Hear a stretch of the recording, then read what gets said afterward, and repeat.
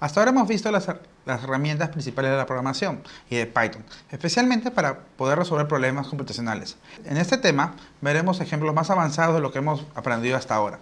Algunos de estos ejemplos incluso se usan en el día a día en el desarrollo del software y combinan varias de las técnicas que hemos visto. Anteriormente vimos ejemplos de ingreso de datos. Muchas veces al recibir datos en un usuario es útil validar lo ingresado para que no ocurran errores en el programa. Por ejemplo, ¿qué pasará si nuestro programa espera que el usuario ingrese uno de 2 caracteres y el código depende de ello, pero el usuario ingresa cualquier otro carácter en vez? Una forma de evitar este problema es usando la estructura while. Recordemos que el while nos permite ejecutar instrucciones hasta que una condición se cumpla, o si pensamos en la negación de la condición que no se cumpla. Así que, ¿cómo vamos a usarlo para validar el ingreso de datos? La idea es que verifiquemos que el ingreso cumple alguna condición. Si no la cumple, entonces le pediremos ingresar datos al usuario nuevamente. Pongámoslo un ejemplo concreto. Escribimos un programa que permita a un usuario ingresar varios números hasta que ingrese la palabra fin. Finalmente, imprimir la suma de los números ingresados. Vamos a definir una variable que digamos n para mantener nuestro input. En realidad no importa el valor que le asignemos con tal que no sea fin, ya que queremos ingresar el while, pero le asignaré 0, ya verán por qué después. También vamos a definir nuestra variable para acumular la suma. La condición del while es simple, solo queremos verificar que n no sea fin. Ahora, ¿qué va dentro del while? Bueno, hasta ahora no lo hemos pedido nada al usuario, así que probablemente deberíamos hacer eso. Por ejemplo, no podemos convertir el input a número todavía, porque recuerden que se tiene que mantener como string en el caso que el usuario ingrese fin. Entonces, ¿cómo vamos a hacer para sumarlo como número a nuestra variable? Bueno, la conversión al número no tiene que ocurrir solo inmediatamente después del input. De hecho, podemos mantener la variable como string y solo convertir el número cuando necesitemos hacerlo. En el código se vería de la siguiente manera. N igual a input, entre paréntesis y comillas, ingrese un número o fin para terminar el programa. Luego, suma es igual a suma más float de n. Eso sería todo en el while, porque después de la suma verificará si el valor ingresado es fin o no. Y en el caso lo sea, saldrá del while. Pero, aunque esto parezca un programa correcto, en realidad hay un pequeño error. Como pequeño ejercicio, les sugiero pausar el video unos segundos para ver si pueden encontrar el error es que hemos puesto el orden de las operaciones de input y suma al revés. ¿Por qué? Lo que pasa es que si el usuario ingresa fin, el programa va a tratar de sumar fin a la suma. Por eso le asigné un valor inicial de 0 a n, porque queremos hacer la suma antes de pedir el input. De esta manera, si el usuario ingresa fin, esto se maneja en la condición del while. El programa final entonces se ve así. N igual a 0, suma igual a 0, while n distinto de fin, suma es igual a suma más float de n igual a input, ingrese un número o fin para terminar el programa. Print, la suma es, suma. Probémoslo en PyCharm. Ingresemos unos cuantos números y luego fin. Vemos que lo suma correctamente. Incluso podríamos fin desde el principio y el resultado saldría 0. Entonces, hemos visto una forma repetidamente pedir input al usuario hasta que escriba un valor en específico. Podemos usar la misma idea para, por ejemplo, forzar al usuario a ingresar algún valor en específico o valores dentro de un rango. Hablando de valores dentro de un rango, consideren el siguiente ejemplo. Escriben un programa que reciba un mes del año e indica al usuario en qué estación pertenece este mes. Para fijar un poco las reglas y no preocuparnos por días, vamos a decir que el verano es de diciembre a febrero, el otoño de marzo a mayo, el invierno de junio a agosto y la primavera de septiembre a noviembre. La idea es utilizar casos de if para imprimir el resultado correcto para cada valor. Voy a mostrarles una forma ingenua de escribir este programa y luego una mejor diseñada. Como sabemos los casos de todos los meses, podríamos tener 12 distintos if y el if. Para imprimir cada caso, se vería algo así. Tomen en cuenta que para Python, diciembre con D mayúscula y de diciembre con D minúscula son dos strings distintos, por lo que al ingresar datos debe estar escrito exactamente igual. Empecemos. Mes igual a input, ingrese un mes, luego, si el mes es igual a diciembre, print la estación es verano. El if, si el mes es igual a enero, print la estación es verano. El if, el mes es igual a febrero, print la estación es verano. Continuamos. El if, mes es igual a marzo, print estación es otoño. Y seguiríamos incluyendo el resto de los meses, inmediatamente después de notar dos cosas.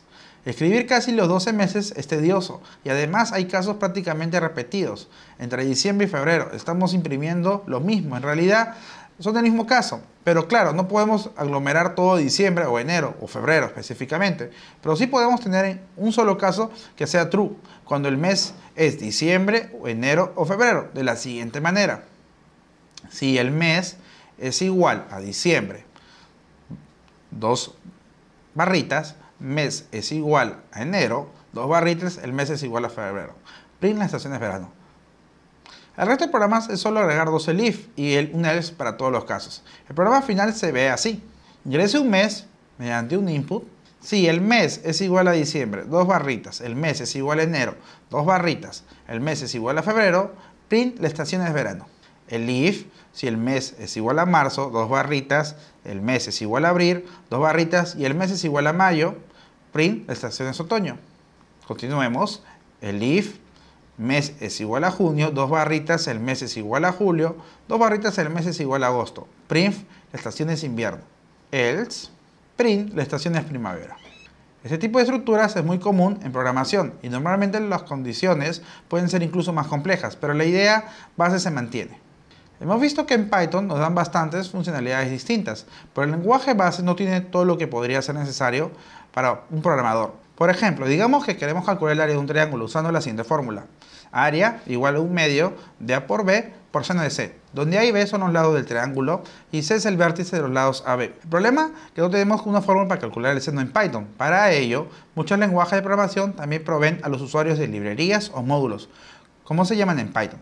Estas son extensiones del lenguaje que otorgan nueva funcionalidad como valores numéricos o funciones complejas como la del seno, entre otras muchas. Entonces, ¿cómo hacemos para incorporar una función seno en Python? Tenemos que importar un módulo. La sintaxis es bastante simple. Si sabemos el nombre del módulo, por ejemplo, Python tiene un módulo llamado math. Para varias funciones o constantes matemáticas escribimos import math. Parte del problema aquí sería saber que el módulo existe y qué tipo de funcionalidad tienen.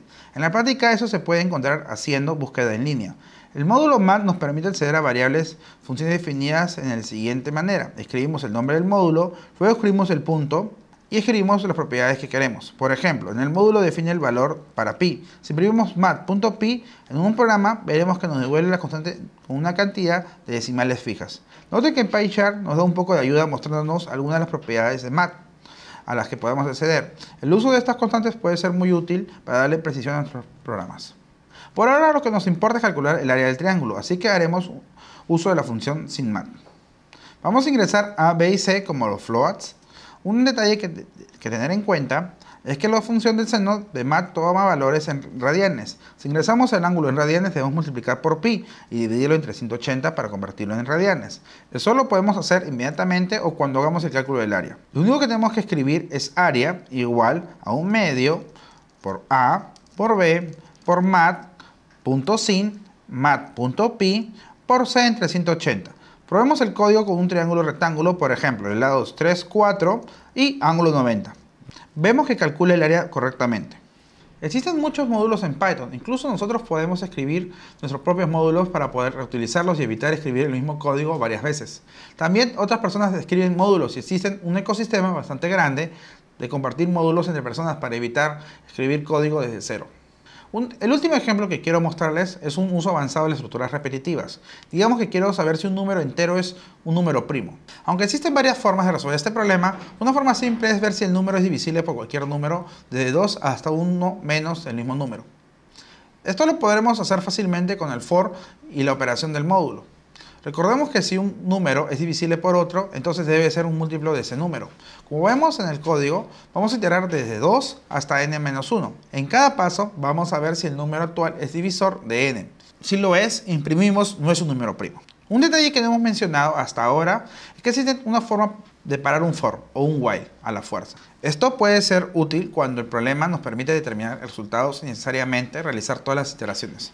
En nuestro ejemplo de verificar si un número es primo, apenas encontramos un divisor, podemos dejar de correr el programa porque ya sabemos que el número no es primo. Sin embargo, si fuera primo vamos a tener que recorrer todos los números antes de determinarlo. La instrucción para romper el for se llama break. Se puede poner en cualquier sitio dentro del for, pero lo queremos poner en el lugar correcto. En nuestro caso sería justo después de imprimir que el número no es primo.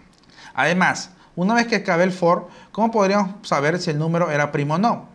Sabemos que no es primo porque acabamos de imprimir eso, pero ¿dónde ponemos el print en caso sea primo? Una forma simple de resolver este problema es mantener una variable booleana que nos diga si el valor era primo.